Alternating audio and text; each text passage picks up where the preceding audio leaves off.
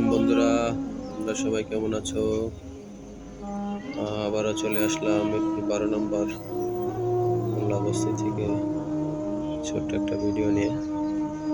এখানে এখনো ভাঙা চলছে। বহুত ফ্যামিলি এখান থেকে ঘরবাড়ি ভেঙে ছিন্ন বিচ্ছিন্ন হয়ে গেছে। তাদের ফ্যামিলি এক একজন এক এক দিকে, বহুদিনের একটা সম্পর্ক আত্মীয় এখন যে যার সুবিধা মতো যে যার স্থানে চলে যাবে। সরকারের কাছ থেকে কোনো ধরনের সুবিধা বা সহায়তা কোনো কিছুই পায়নি। মুখ ভরা তারা কান্না নিয়ে, কষ্টে মায়া ছেড়ে তারা চলে যাচ্ছে।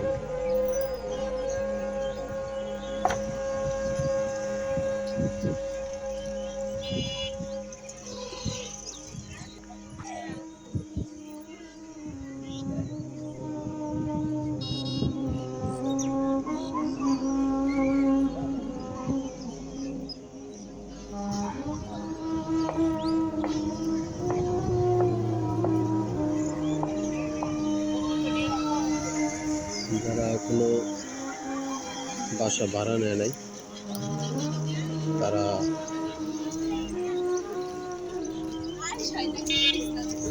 এখনো দেখা গেছে এই রাস্তার পাশে রাত্রে ঘুমায়। যে দেখুন এইখানে রাত্রে তারা ঘুমায়, কত কষ্ট করে তাদের জীবন পার করছে। দেখুন তাদের ভাঙা মালামাল নিয়ে তারা রাস্তার ভিতরে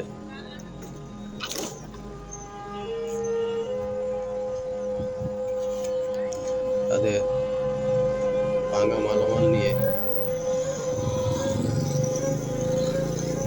রাস্তার ভিতরে এভাবে দিন পারাপার করছে। এরকম অনেক শত শত এরকম ফ্যামিলি আছে, আপনারা রাত্রে আসলে দেখতে পারবেন। ওই দেখেন তাম্বুরা করে কাপড় দিয়ে ঢেকে রাত্রে ঘুমানোর আপাতত জায়গা করছে। কোথায় যাবে তারা? তাদের এই মাল সামানা, বাচ্চা কাচ্চা, ছেলে মেয়ে নিয়ে তারাও খুব একটা দুশ্চিন্তার ভিতরে পড়ে গেছে। যে অনেক দিন এখানে ছিল, অনেক লোকজন, আত্মীয় স্বজন বা এক একজন এক এক দেশের, এক জায়গায় থাকতে থাকতে তারা একটা পরিচিত, একটা সম্পর্ক হয়ে গেছে, একটা আত্মীয় স্বজনের মতো হয়ে গেছে। এখন তারা এক একজন এক এক দিকে চলে যাবে, যে যার মতো। তো বস্তির জীবনটা এরকম। তারপরেও তারা যদি সরকারের কাছ থেকে কোনো সহায়তা পেত, আমার মনে হয় তাদের কিছুটা হলেও উপকৃত হতো। একেবারেই এভাবে ভেঙে দেওয়া, মানুষগুলা রাস্তার ভিতরে এভাবে জীবনযাপন করা, আসলে এটা একটা খুব কষ্টের বিষয়।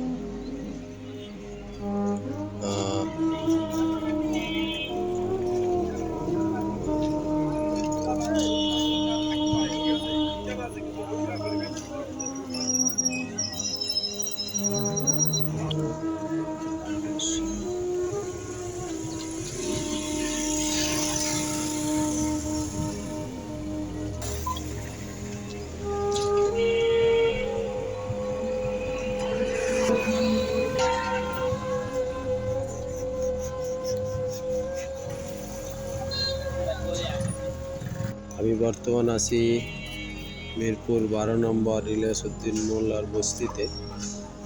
বন্ধুরা, গত 6 দিন আগে ওইগুলা পুরো ঘরবাড়ি ভরা ছিল। গরিব মানুষ বসবাস করে খেত, যদিও প্লট তাদের না, আরেকজনের। তারা হয়তো জমি ভাড়া করে বা বিভিন্ন ওয়ে সিস্টেম করে থাকতো।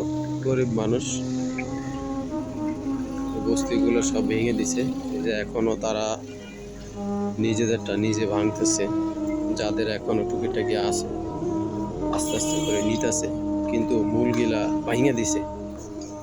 কিন্তু আমার কথা হলো, গরিব মানুষদের এভাবে না ভেঙে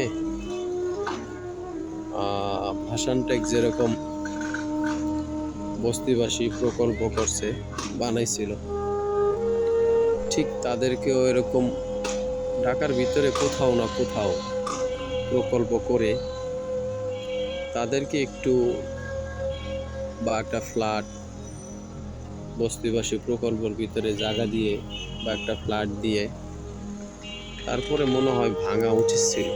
কারণ এই মানুষগুলো এখনো রাস্তায় ঘুমাচ্ছে।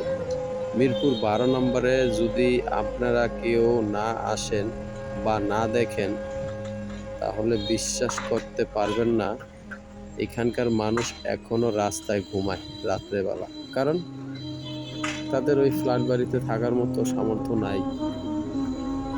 তারা রিক্সা চালাইতো, দিন আনতো আর দিন খাইতো। তারা কিভাবে একটা ফ্ল্যাটে থাকে? তো বাংলাদেশ সরকারের উচিত ছিল বর্তমান যে প্রধান উপদেষ্টা ডক্টর ইউনূস স্যারের উচিত ছিল যে তাদেরকে অন্তত কিছু করে দিয়ে ভাঙা উচিত ছিল। কারণ এই যে তাদের মনের আশা আকাঙ্ক্ষা, যে কষ্ট, তারা যে কেঁদে কেঁদে যে কথাগুলো বলে, আসলে এগুলো খুব খারাপ লাগে, প্রচুর খারাপ লাগে, যা বলার বাইরে। তারা মন থেকে অনেক কষ্ট করছে, অনেক কষ্ট পাইছে যে এভাবে ভাঙা দেওয়া ঠিক হয়নি। আমরা তো বিগত অনেক বছর ধরে এখানে বসবাস করতেছিলাম, যে এখানে এগুলো তারা ভাঙা ফেলাইছে। হয়তো ওই পাশে কিছু আছে, ওগুলো ভাঙা ফেলাবে, এগুলো থাকবে না, সবই ভাঙা দিবে। যদি এগুলা সাংবাদিকরা বলে যে এটা তাদের দেওয়া, তাদেরই এখানে প্লট আছে, তো আসলেই গরিব মানুষ বসবাস করত। এখন পুরাটা ভেঙে এরকম টিনের শেড করে বাউন্ডারি করে দিছে, যাতে আর এখানে কেউ ঘরটা না তুলতে পারে। এরকম পুরা বাউন্ডারি দিয়ে আটকায় দিচ্ছে। ওই পাশে কিছু আছে, তারা এখন ভাঙতেছে। সাইডে সাইডে কিছু আছে, তারা এখনো কিছু ভাঙতেছে।